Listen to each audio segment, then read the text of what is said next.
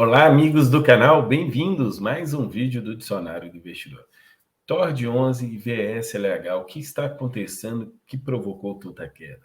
Pessoal, na semana passada, tanto o TORD 11 quanto o VSLH lançou relatórios gerenciais. Inclusive, houve vídeos aqui no canal de uma leitura desse relatório gerencial para fazer o acompanhamento, interpretação de algumas coisas, que eu acho que esses relatórios provocaram a debandada de investidores que, analisando os relatórios, deve ter achado que não seria interessante.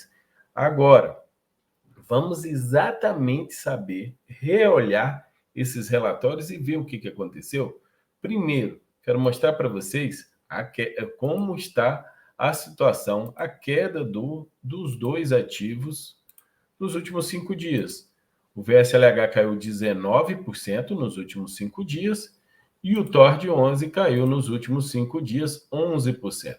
Inclusive, a queda maior no VSLH, hein? Maior. Agora, nesse momento, sendo negociado a R$ 7,00 e R$ 5,56 está o TORD 11.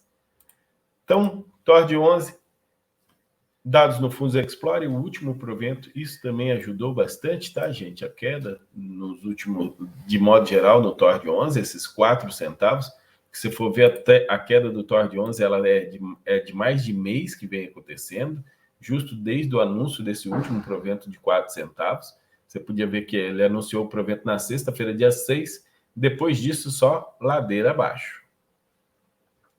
Aí essa queda de 24% do TORD 11 é também por causa desse provento, mas no relatório gerencial de dezembro, eles botaram uma observação que eu acho que chamou a atenção do pessoal.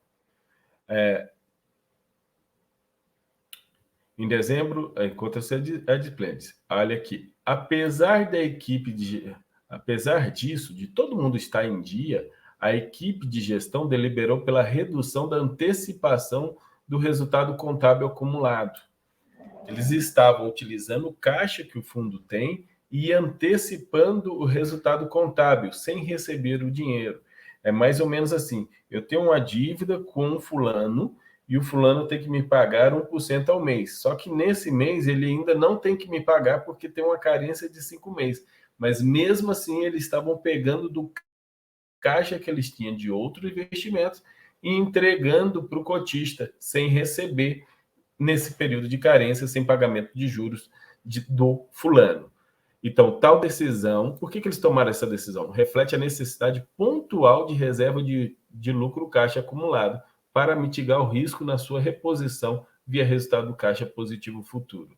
Sabe o que é curioso? Esse parágrafo está igualzinho no relatório do VSLH. Está igualzinho nos dois relatórios. Então, só que o rendimento do VSLH, já a gente fala dele, é um pouco melhor. Mas esse parágrafo está tal igual, então quer dizer que eles vão deixar de distribuir mais do que o resultado caixa, vão distribuir apenas o resultado caixa. Aí a gente vem na DRE e olha o resultado caixa.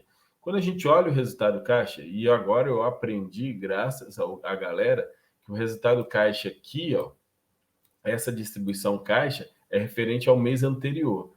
A distribuição contábil, que é a desse mês, porque contabilmente é nesse mês, como ele paga durante o mês de janeiro, eles consideram que só sai do caixa no outro. Então, dezembro, por exemplo, o TORD 11, estamos falando de TORD 11, o TORD 11 teve um resultado de R$ 599. O resultado caixa dele, R$ 599.000, tá certo, gente? R$ 599.000. E distribuiu 1.402.000, que foi os 4 centavos. Ou seja, quando é que ele vai distribuir? Se ele distribuir só o caixa no mês que vem, suponhamos que o resultado se repita, ele vai distribuir 1 centavo. E talvez não tenha nem distribuição no próximo mês. Isso fez com que as pessoas olhassem nesse período próximo isso. É lógico que esse lucro contábil que tem aqui, ó, essa reserva, enquanto está 15 milhões negativo de reserva de lucro, ou seja, eles estão devendo do caixa 15 milhões para o lucro, a reserva de lucro contábil está em 139 milhões. Um dia, esses 139 milhões pode virar dividendo, proventos? Pode, mas a gente não sabe quando. Não é mês que vem. Tem projetos que ainda vão ser construídos, tem projetos ainda que tem que vender muito, tem muita coisa para acontecer ainda.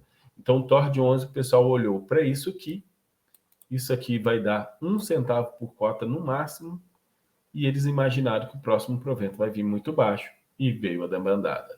Já olhando o VSLH 11, que o provento último foi 7 centavos, para mim o mercado está precificando para ficar 1%, né, nesse preço de R$ 7,13. O valor patrimonial está alto, o PVP está alto. Aí eles colocaram isso aqui também, que o fundo fez está buscando essa controle da distribuição, e olhando aqui o DRE no regime caixa, que é esse aqui, a gente vê que a distribuição de dividendos, que o resultado caixa foi R$ 2.022.000, e a distribuição, sempre a gente pegar a distribuição do mês, tem que ir, né, no contábil, que é esse aqui.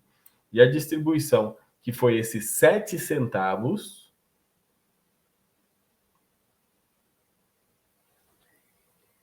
na verdade, nem chegou a distribuição foi 7 centavos, aqui é o resultado contábil de distribuição, 2.090.000. Então, 2.090.000, que é 7 centavos, dá mais do que 2.022.000. Então, se ele repetir esse resultado no próximo mês, para ele distribuir somente caixa e não nada lucro contábil, ele teria que distribuir de novo 7 centavos ou menos. Mas é lógico que alguns CRIs que estão com essa reserva de lucro, reserva de lucro acumulado contábil de 18 milhões, pode destravar a inflação, pode pagar juros, pode render, ter um pouco mais de financeiro. Porém, o gastos deles de caixa está 22 milhões. O tanto que eles distribuíram a mais que o caixa nesse ano tem 22 milhões. Aí teve gente que falou, mas a pessoa olhou só o resultado de 2022, eles têm 40 milhões de lucro do ano anterior. Mentira, caixa eles não têm do ano anterior. DRE de dezembro do ano passado. Eles tinham aqui uma reserva de lucro de 10 milhões. Ao final de 2021, que eu peguei 2021, teria que ter pego 2022. Não seja por isso. Pego o relatório gerencial é isso mesmo, dezembro de 2021, eu que estou ficando doido. Em 2021, eles tiveram uma reserva de 10 milhões de lucro contábil ainda, tá? Porque esse DRE era só contábil. E eles distribuíram, durante 2022, 22 milhões de reserva caixa a mais. Da onde saiu esse dinheiro? Saiu do financeiro que estava no caixa, que era para ser colocado para aportar. A gente vê isso aqui, inclusive o caixa até razoável do VSLH, é 6%. E esse caixa que era para aportar, não era para pagar proventos, era para aportar em investimentos para render mais proventos. E agora, quando a gente olha o caixa do TOR de 11, aí o negócio está ruim. O caixa do TOR de 11 está 0,36, não, 0,03. Não dá nem um provento. Então, eles nem distribuem caixa, eles vão conseguir, a não ser que venda mais CRIs ou venda FIIs para poder conseguir gerar dinheiro e distribuir caixa. Então, essa é a situação dos dois que assustou a galera no curto prazo. Porém, essa decisão, pessoal, para mim, essa decisão da gestão de começar a fazer o controle correto, ou, vamos dizer, distribuir mais moderadamente o lucro contábil, contando mais com o lucro caixa, vai dar uma visão real do que o ativo pode distribuir, o que o ativo está rendendo. Esses lucros contábeis podem virar de caixa, mas no cenário atual da economia, pode ter gente que chega lá para negociar, não quero pagar isso tudo, quero pagar menos, algo nesse sentido pode querer ser feito, tá certo? Vou encerrando por aqui, espero que eu tenha deixado claro, não é indicação de investimentos esse vídeo, nem para nem ser comprar, nem para vender, mas o porquê que houve a debandada de investidores. Alguns enxergaram no cenário de curto prazo, estou falando nesse próximo ano, talvez os proventos desses fundos não sejam tão altos, mas depois que eles organizarem a casa, volta à normalidade. O erro foi ter distribuído os proventos altos num determinado momento, que muito maior que o caixa, até ficar com esses 22 milhões negativos, sendo que o resultado do ano anterior foi só 10 milhões. Então não tem nem como dizer que estava distribuindo lucros anteriores. Tá certo? Vou encerrando por aqui. Muito obrigado a todos vocês e até a próxima, pessoal.